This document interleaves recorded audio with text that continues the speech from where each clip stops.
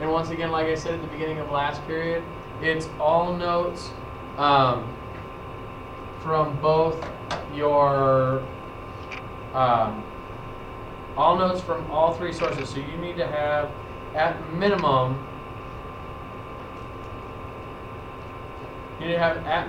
9 notes from 3 sources. Okay, you do need to have notes from at least 3 sources. You can have notes from more sources. If you have used more than 3, you can have notes from 4, 5, or 6 sources. That's fine. You need to have at least 9 notes and at least from 3 sources. Yes, sir.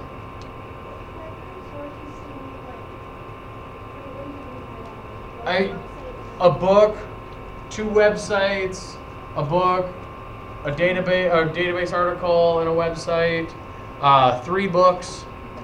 It should definitely be 1 book. Everybody in this room had a book from the LRC that you used. And that's where a lot of your stuff is going to come from that 1 book, because that was the first thing that you started reading. And that's great. Some of you have multiple books and are going to have, that's fine. But you need to have at least 3 sources. And you need to have them you need to be using them and citing them in your paper. Okay? You need to have notes from at least 3 sources, and you need to have a total of at least 9 notes. Yes? It's fine if they're all from books as long as they're from different books. You need to have at least 3 different books. But if they're all from books, that's fine. I'm okay with that. Okay? They can't all 3 be from websites. Because you all started out with a book, you should at least have information from 1 book. Okay? All right. Any questions about what needs to be turned in on the notes?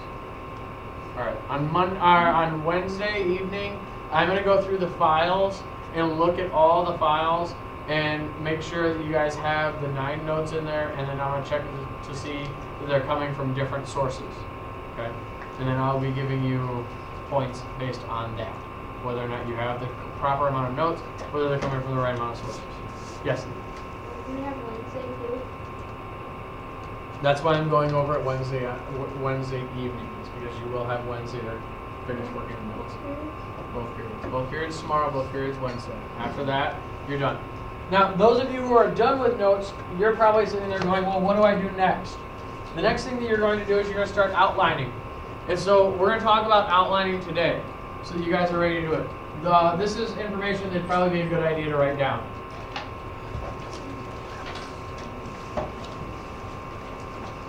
I have a form for you that I will show you at the end that you're going to fill out just like you filled out the notes. We will be turning in an outline, but not a rough draft. You have your notes, you'll be doing an outline, but there will be no rough draft. The outline, the notes are due Wednesday. The outline is going to be due on Friday. Okay? Yes? Do you have my notebook? I have your notebook. Yes. Hold on a second.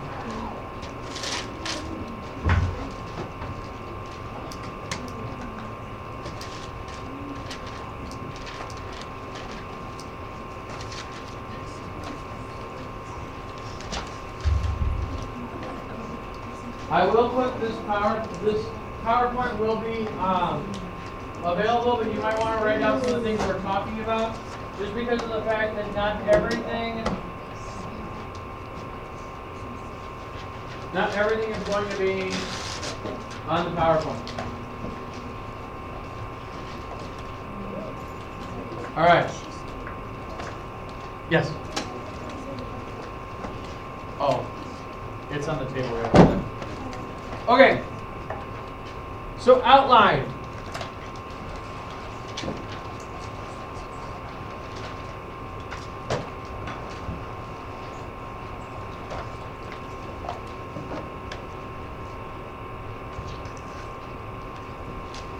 Outlining. The first thing you're going to want to do in your outlining is you're going to organize your notes. Now, you can do this. I know you can do this. Patrick's done it in a very ingenious and slightly frustrating way. So I know you can do this. What I want you to do is I want you to take all of the notes that you have, all of the notes that you've created while reading through your research materials from all of your different sources, okay? And you're going to place them in a folder under heading, in separate folders, under the heading of early life, achievements, and later life. So, how many of you guys know how to create a folder in like online or in the system? How many of you guys know how to create a folder? Okay, it's pretty easy. You go into where you are, you right click, brings up a little drop down menu, you go down to new folder, and then it'll bring up a little thing that says folder. You click on folder. So inside of your name folder, so you have your list. We'll take Grant. Grant has his folder, right? It says Grant's name on it. And now he's got all of his notes in Grant's folder. Inside of Grant's folder, where he's got all of his notes, he can go ahead and right click, go down to new, go to create, go to folder, and he's going to bring up a new folder. He's going to title that folder Early Life. Now Grant just puts all of his notes that have to do with early life. And Grant, who do you have again? So all of Grant's notes about Walter Payton's early life are going to go into that folder entitled Early Life. He's going to do the same thing for achievements. So all of his notes about Walter Payton's achievements are going to go into that one section into that one folder about achievements. And then finally he's going to do the same thing for later life. All the notes about Walter Payton's later life are going to go in that folder. This will help you keep your notes organized as you move through the rest of this outlining process. But getting the parts organized is the biggest part. I like to compare writing a paper to one of my absolute favorite hobbies and pastimes. Anybody else guess what it is? Lego. Yes, building Legos. One of my absolute favorite pastimes. I've been doing it since I was about 5, and I love it. It's very calming and relaxing for me, so it's one of those things I do when I get stressed out. So, which is like every day after YouTube. Not really. But it's something I enjoy doing with my kids. I enjoy doing it myself. But one of the things that's nice is your notes are kind of like the pieces to a set, right? You have to get the right pieces together in order to build something. Whether it's a set that you are designing on your own, or it's a set that you have thought and you have the instructions, you need the right pieces. So taking all those notes is like looking for the right pieces. You look for the right pieces, you find the right pieces, you put those aside. You put those in an area. Now you're organizing those pieces. One of the things that I really enjoy, or really like, that Lego has started doing here recently, is now whenever you buy any type of larger set, everything's in numbered bags. So you know when you're building the first step, you only have to open bag number 1. When you build the second set, you only have to open bag number 2. When I was a kid, they didn't come labeled that way. You had to open all the bags and dump them out and then search through everything in order to find the right part, which would make it take a lot longer. Okay? This is sort of doing the same thing. You're taking your parts, your little pieces, your notes, and you're putting them into separate spaces so they're easier to go through. So when it comes time for you to actually put your first paragraph together, you don't have to go looking through all of your notes. You can just go to the one file that has your early life notes in it and just use those notes. Okay? So it makes it easier to sort through. So that's part of the reason why you're doing it. Your outline, the reason why an outline is so important is because your outline is sort of like that one thing that comes in every single box of Legos that you just can't live without. What is that? The instructions, the directions. It's the map, the outline of how you're going to put your pieces together. You have all the pieces, sure. You can't build the set without all the right pieces. But if you have all the right pieces, but you don't know how to build it, it's never going to come together right. Your outline is your instructions on how to put your research project together. How you're going to write it. Without an outline, your paper will be disorganized, it will be choppy, and it'll be messy. It won't flow, and it really won't work. And there might be things left out. The outline helps keep you organized. Okay. Once you have all the pieces together and you've organized them into the right folders, now it's time to start writing your outline. But before you start writing your outline, you need to ask yourself a couple of questions.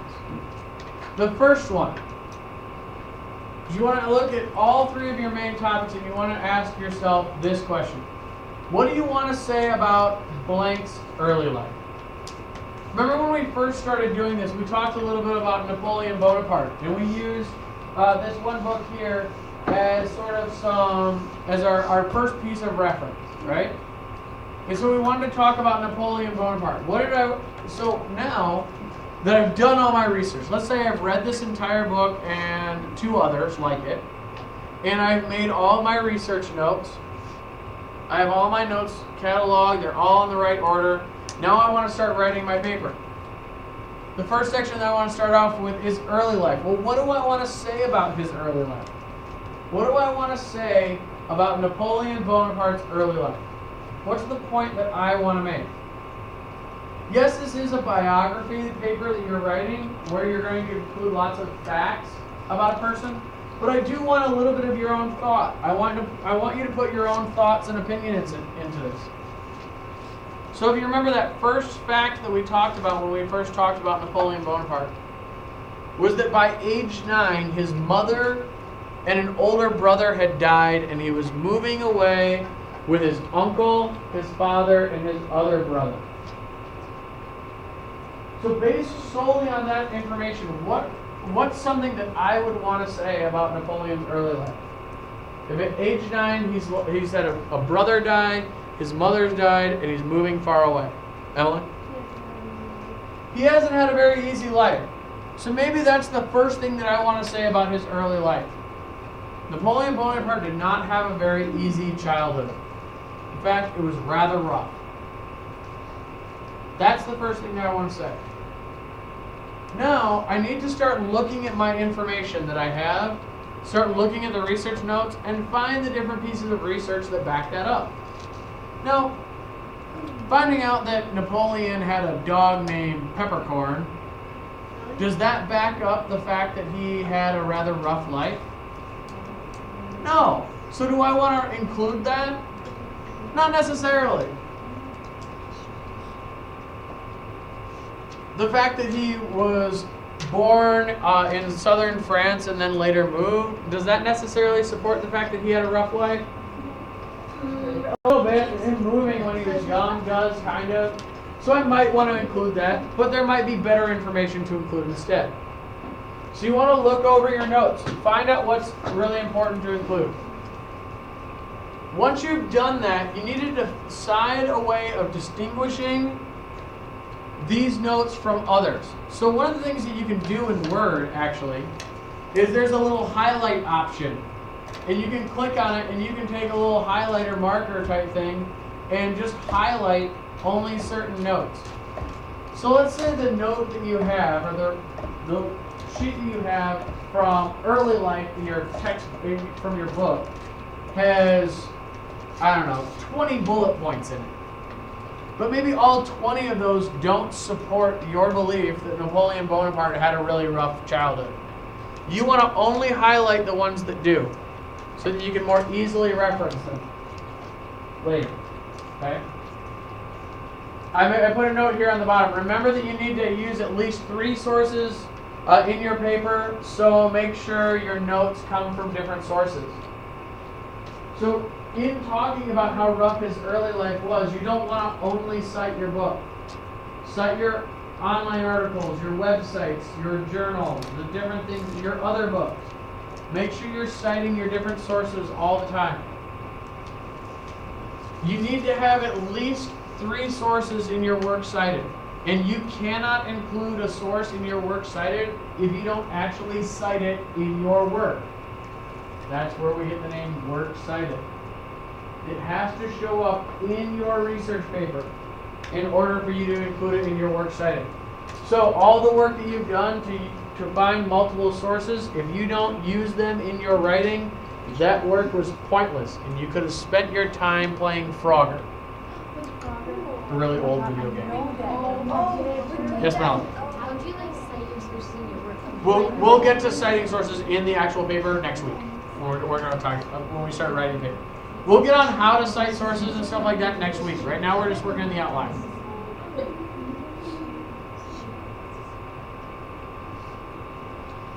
So the next thing that you do, after you've gone through and asked yourself this question, what do you want to say about your early life?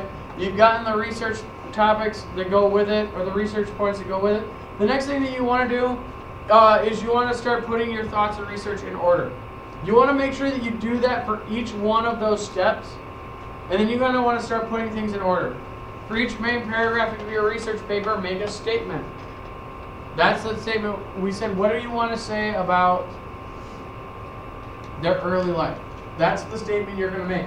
So our example that we had for Napoleon Bonaparte, the statement we wanted to make about his early life was that he had a very rough childhood. Okay? If we wanted to talk about his achievements, the statement that we would want to make about his achievements, we would look at all of his victories and yet some of his failures, and we may say something to the effect of, although Napoleon Bonaparte was one of the greatest generals of all time, his avarice, which essentially means greed, his avarice got the better of him. That's what we might want to say about his later achievements, or about his achievements. That although he was one of the greatest generals of all time, his avarice got the better of him. And then when we look at his later life, we may want to say that he spent his later life sad and alone, abandoned on the island of Corsica until he died.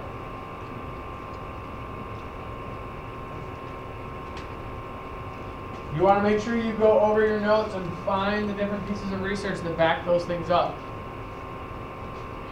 And then these notes will become the backbone of your essay.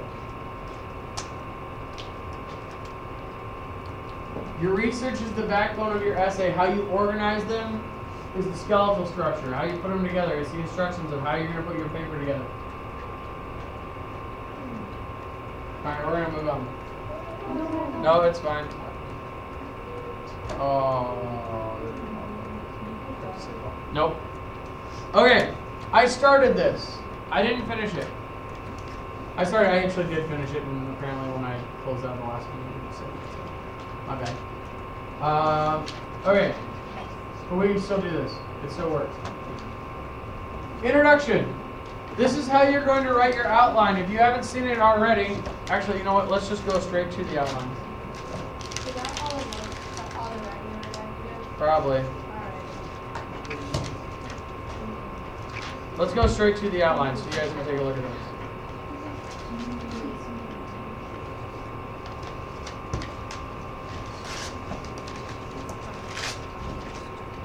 Okay, this is actually the sheet that you're going to get. You should probably write this down. This sheet is in the folder, so I guess it's up to you. But I will say this. Okay, this is how you're going to organize your outline. This outline sheet is actually in the folder so that you can pull up and just start putting things in. I want to make sure you guys notice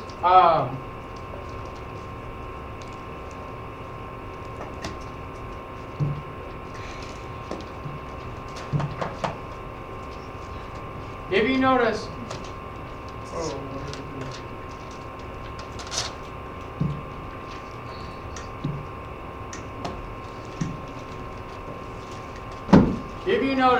the large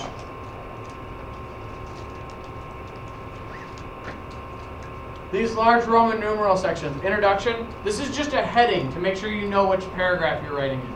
You don't need to write anything next to it. When you're writing out your outline, you're going to leave that there. It's just going to say introduction for number 1. It's on the letters, A, B, C, D. Those are the things where you're going to start changing things.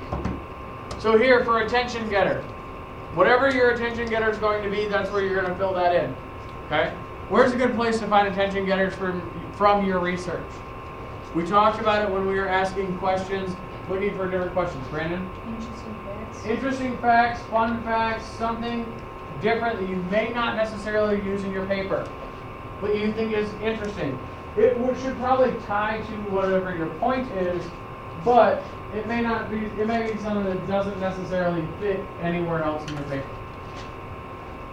The next thing, you're going to need to have a statement of your overall topic or opinion, and you're going to base that on these three statements that you've already made about their early life, their achievements, and their later life. So you're going to look at those three things. The three statements that you made. I made three statements about Napoleon Bonaparte. First, that he had a rather rough childhood. That was the first statement that I made about his life, about his early life. The second statement that I made was that even though he was one of the greatest generals of all time, his avarice or his greed got the better of him in the end. And lastly, about his later life, I said that he ended up leading a sad and lonely life alone on the island of Corsica. Taking those three things in mind, he had a very rough childhood. He was one of the greatest generals of all time, but let his greed or his avarice get the better of him, and that he ended up leading a sad and lonely life, or the end of his life was sad and lonely on the island of Corsica. Taking those three things in mind, what's something that we could probably say about his entire life based on just those three things? What's something we could say about his entire life based on just those three things?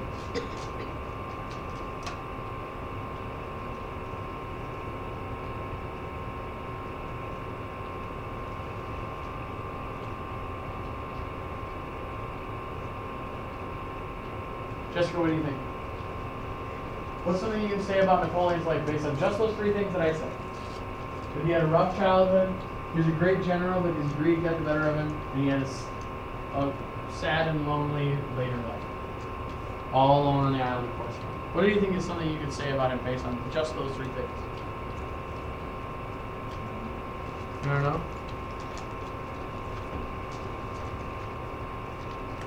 Patrick, what do you think?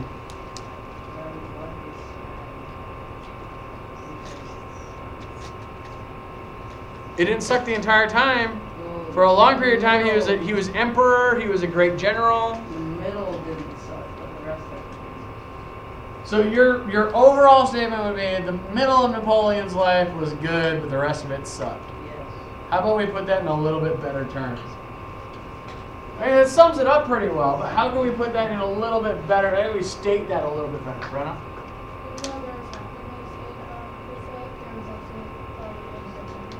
Okay, I wouldn't go so far as to saying that there was happiness in his life. There was certainly success.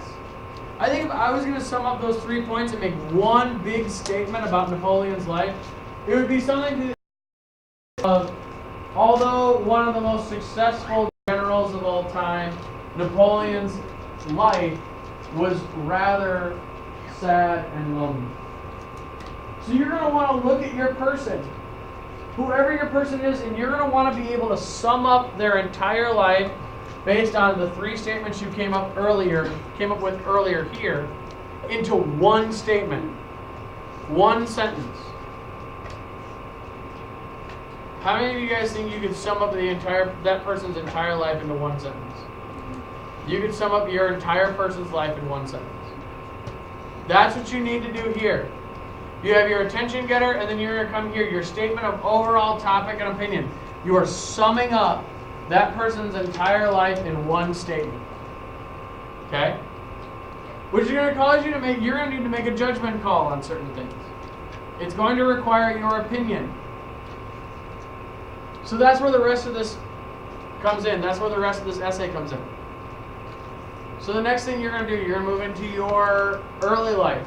Once again, when you start filling out this outline, you leave this section alone. You don't touch it. It doesn't get messed with. Your transition. How are you going to transition from your introductory paragraph to your early paragraph? That's where you're going to put in your transitional statement. That's great, guys. Awesome.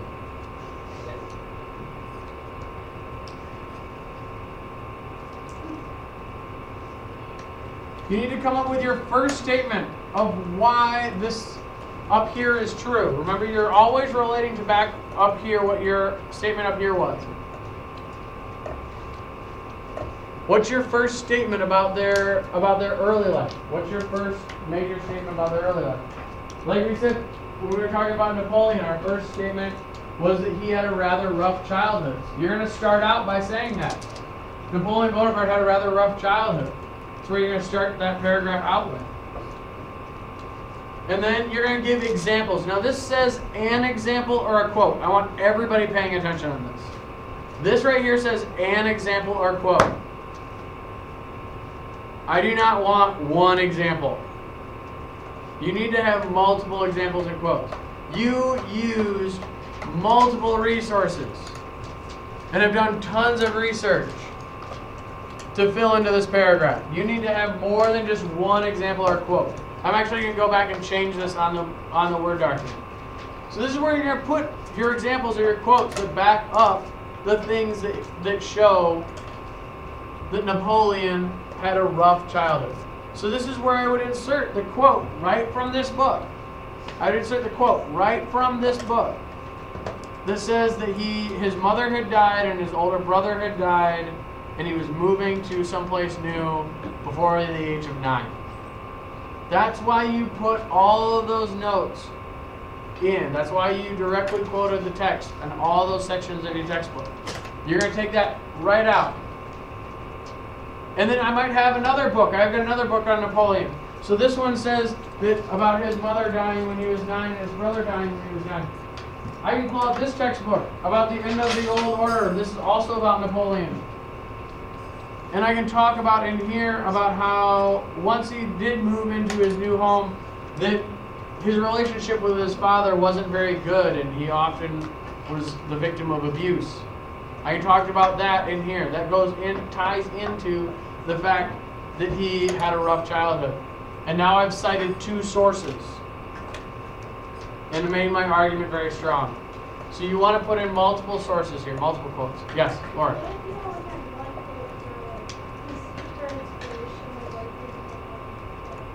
You're gonna use all. Okay, remember all those sections that we broke down, where we talked about childhood, we talked about family, we talked about inspirations. You're gonna take all of those and you're gonna put them together to talk about their early life.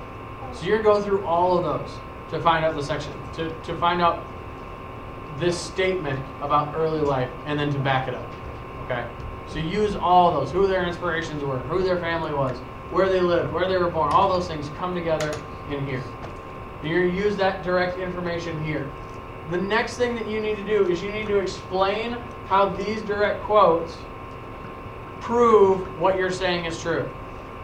Okay? You need to explain it. This is going to be the longest part of your paper, or of your paragraph, is the explanations, not the quotes. Did everybody catch that? Longest section will not be the quotes. The longest section had better be your explanations. Okay? Shortest segment is going to be this first statement. Second shortest is going to be your examples or your quotes. And the longest section by far should be you explaining how these quotes match up or back up your statement. Okay? The statement's going to be the hardest because it requires you to think a lot. And I know you guys don't like doing that. Explaining is also going to be difficult because you're also going to have to think, but in a different way. So you're going to do this for early life. So we can talk about how his early life, we have our statement here that his early life was very difficult. We have our facts about his brother and his mother dying and his abusive father that back that up. Then we can explain how having an abusive father, having your mother and brother die, and moving far away makes your life hard. We explain that. How all of those things can make for a difficult childhood. Then you're going to move on to achievements. Maybe.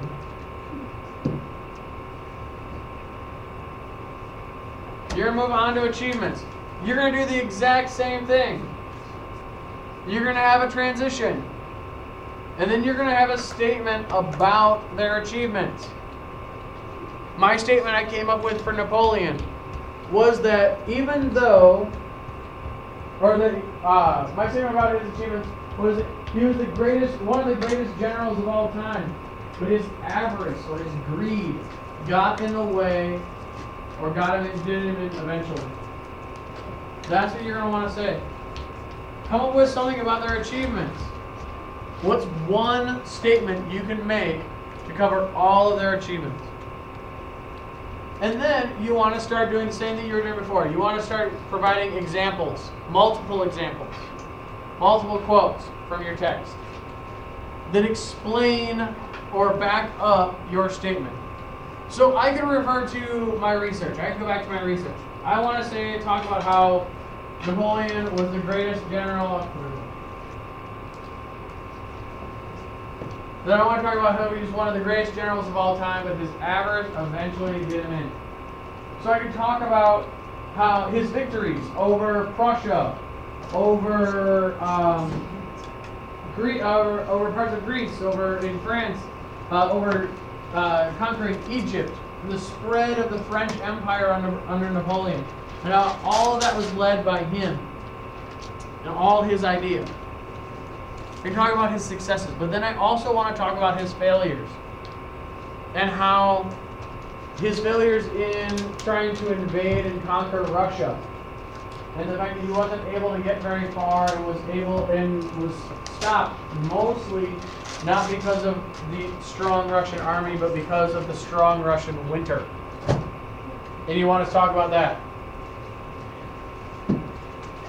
And then finally, I want to talk about his defeat by the British at the Battle of Waterloo, where he was eventually captured. And after I've listed off all those facts that I've gotten from my research, then I want to explain how him invading Russia shows that he was greedy, that he suffered from avarice.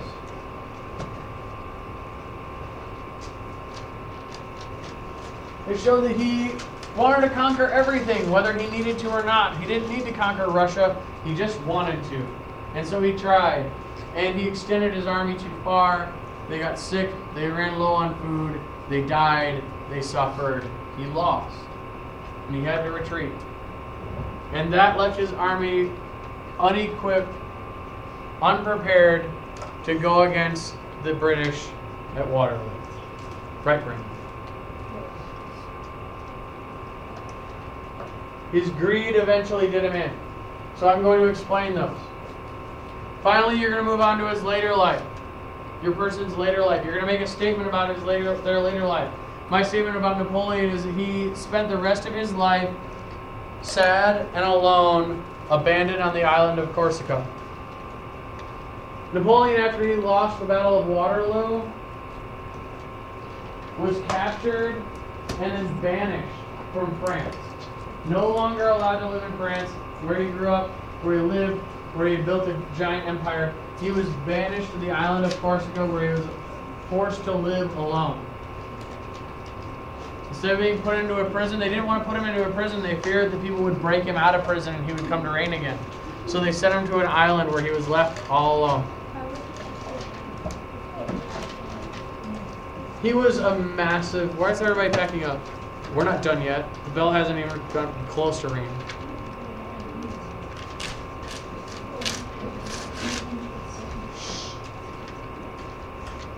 He was a dictator, an emperor. They didn't like that. They didn't want him in power anymore. Because the military still loved him. The army loved him. He was a wonderful general, very generous to his men. The army loved him, but the people didn't. Yeah. They thought the army would come in and take him out. So they left him and they put him away on an island. That's one of the questions that I don't know. I don't know why they never came down. That's one of the things that I would want to research. Maybe that's one of the things that I would mention in here. Cite my research saying why the army left him alone. Why did they leave him alone? Why did they come and rescue their leader? So you're going to do all this. Now when you get to the conclusion, the last thing you need to do in the conclusion is basically you're doing the introduction in reverse. In the conclusion, you restate your overall topic or theme, the big overarching statement that you're going to make about your person. And then you use some sort of concluding remark, some sort of interesting fact or opinion to end your paper on. Okay? This is available on the website or in your folder. It's also on the website if you want to start working on it. Those of you who are finished with your notes, you need to start working on this. Outlines are due Friday. Note this Friday.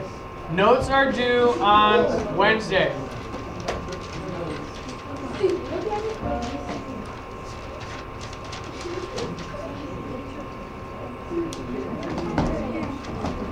Guys, I can't wait to see your outlines. Mr. Bennett?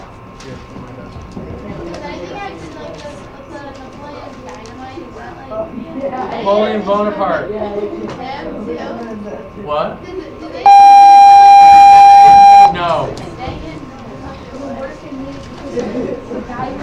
Have a great day.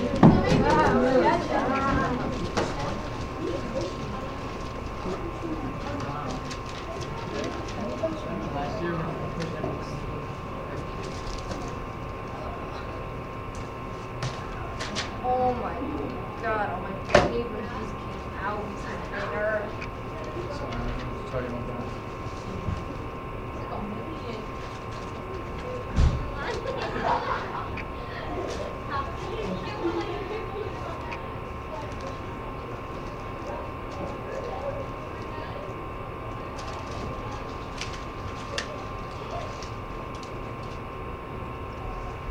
You are so mean.